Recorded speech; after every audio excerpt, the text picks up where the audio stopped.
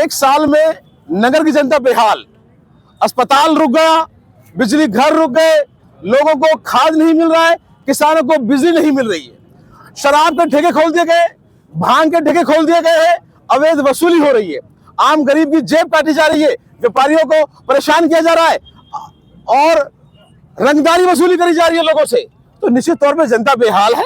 BJP का एक भी काम इस विधानसभा में एक काम कोई बता दे, अरे अगर 10 फुट का भी टेंडर किया हो, 10 फुट का, तो बताएं एक साल के अंदर क्या किया इन लोगों ने। सिर्फ और सिर्फ पुराने कामों को रोकने का काम किया है और बस फोटो खिंचवाने का काम किया है।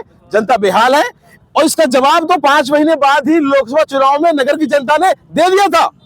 20,000 से रहे थे यहाँ से। अमित शाह मुर्दाबाद, मुर्दाबाद, मुर्दाबाद, बीजेपी मुर्दाबाद, मुर्दाबाद, मुर्दाबाद, बाबा साहब का अपमान नहीं सहेगा हिंदुस्तान। जिस तरीके से संसद के अंदर देश के गृह मंत्री अमित शाह जी के द्वारा बाबा साहब को लेकर जो टिप्पणी करी गई वो बहुत निराशाजनक थी।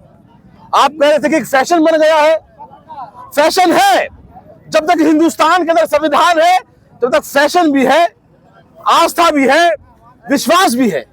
और निश्चित तौर पे लोकतंत्र के अंदर बाबा साहब अम्बेडकर भगवान से कम नहीं है।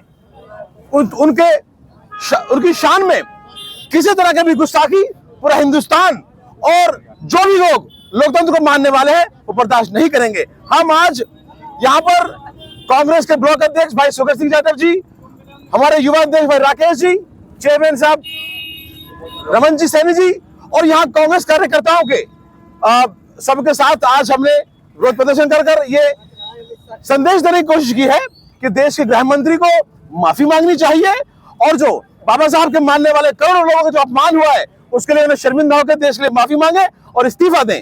एक साल में नगर की जनता बेहाल, अस्पताल रुक गया, बिजली घर रुक गए, लोगों को खाद नहीं मिल रहा है, किसानों को बिजली नहीं मिल रही है, शराब के ठेके खोल दिए गए, भांग के ठेके खोल दिए गए हैं, अवैध वसूली हो रही है, आम गरीब की जेब काटी जा रही है, व्यापारियों को परेशान किया जा रहा है और रंगदारी वसूली करी जा रही है लोगों से।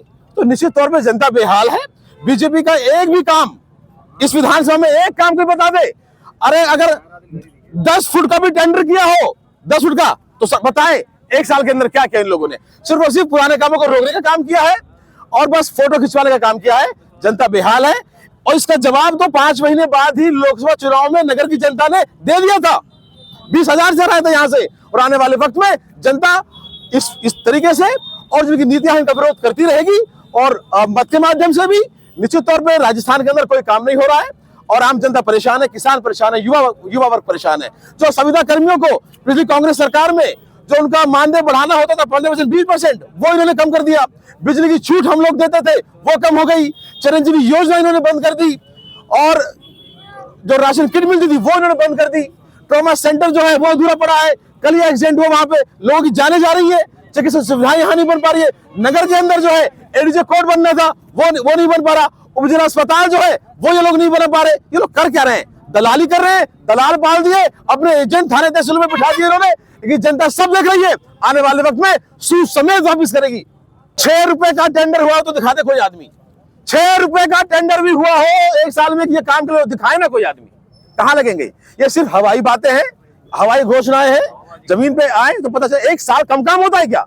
जो जल अस्पताल चालू था उसको 1 साल तक क्यों रोका गया? कहाँ है जल अस्पताल? ट्रॉमा सेंटर कहाँ है? एडीजे कोर्ट नगर की कहाँ है? नगर में सीवरेज लाइन चालू हो रही थी वो कहाँ है? ये उन्होंने सिर्फ और सिर्फ लोगों को भटकाने का काम किया है। आम जनता पानी के लिए परेशान है, बिजली के लिए परेशान है, खाद के लिए परेशान है, युवा रोजगार के लिए परेशान है। ये लोग कोई काम नहीं कर पा रहे। नगर के थाने में 3-3 फुट पानी भर जाता है बारिश के टाइम में। अभी तो दलाल बैठे, आप जाओ आपको बाहर लोग मिल जाएंगे।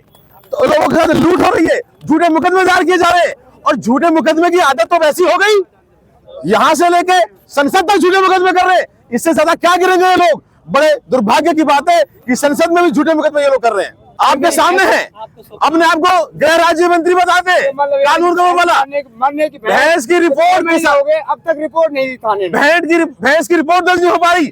फतेह सैन यहाँ का पार्षद है, 2 महीने से भैंस खुल गई उसकी रिपोर्ट दर्ज नहीं हुई अभी तक। तो एक कोई जोशी जी है, उनकी रिपोर्ट दर्ज नहीं हुई। गल्ला उठा के ले जा रहे हैं चोर, कॉलोनी में चोरी हो रही है। फिरियाद का सुने नहीं, आपने देखा होगा जिस तरीके से आम जनता की सुनवाई नहीं हो रही है, जनता आने वाले वक्त में इनको वोट के माध्यम से बताएगी।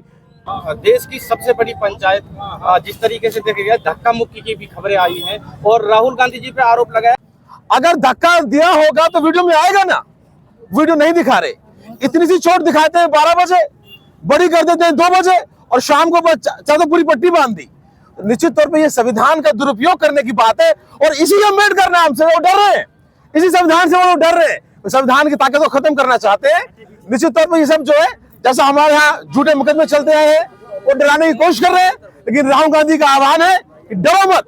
हम सब लोग कांग्रेस के कार्यकर्ता संविधान को मानने वाले, बाबा साहब को मानने वाले, इनके झूठे मुकदमों से डरने वाले नहीं है। सड़क से लेकर संसद को जाम कर दिया जाएगा, लेकिन बाबा साहब और इस अम्बेडकर वादी जो सोच है इसको जिंदा रखा जाएगा। देश संविधान से चलेगा, मोदी और शाह के इन षड्यंत्रों से नहीं चलेगा। देश का आज बच्चा बच्चा संविधान को मानने वाला है और इसी के लिए कांग्रेस पार्टी सड़कों पर लड़ाई लड़ रही है। हम सब लोग मिलकर इस लड़ाई को जारी रखेंगे जब तक अमित शाह माफी नहीं मांगेगा। और मैं आपसे बता देना चाहता हूँ, माफी उसको मांगनी पड़ेगी। इनका पुतला जलाया है संसद के विरोध में, उन्होंने जो अपशब्द किए हैं अम्बेडकर जी के बारे में, उसके बारे में हमने पूरे एक मत होकर पूरी ब्लॉक इकट्ठा होकर हमने ये अमित शाह के खिलाफ में पुतला फूंका है।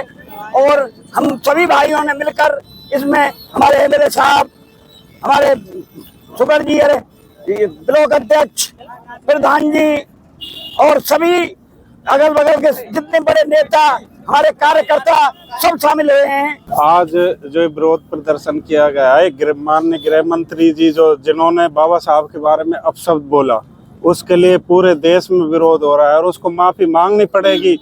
और माफी क्या, बाबा साहब के आगे उसको झुकना पड़ेगा बिल्कुल। जब तक विरोध प्रदर्शन जारी रहेगा, जब तक वो माफी नहीं मांग लेंगे।